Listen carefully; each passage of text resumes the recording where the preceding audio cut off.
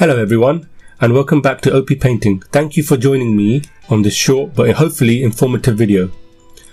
What I'm doing in this short video series is explaining my process of airbrushing to shading and highlights to extreme highlights. Starting with the base coat of heavy black green by Vallejo, I apply an even coat of this paint all over the body.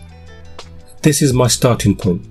Then I move on to sick green, which is a lighter tone, and begin to spray very delicately on the raised areas where the light will hit. Then I move on to livery green, which is adding more highlights to the appropriate areas like raised limbs, muscles that you want to see popping out. As you can notice, I add a little white to the final green highlights and keep on adding white to the mix to get those extreme highlights until I feel happy with it. I tend to highlight a little more extreme than I would normally. So instead of a 10, I'd take it to a 12. This is because when we apply the shader, it will lose a bit of the extreme highlights, which is what we want in this case. We want everything to come together, which it does in the shading process, which I will show in the next video. In the meantime, keep painting and practicing and be happy doing it.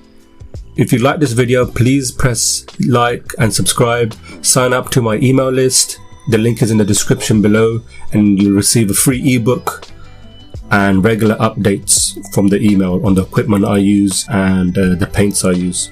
So thank you for watching, and like and subscribe and share, and I'll see you in the next video.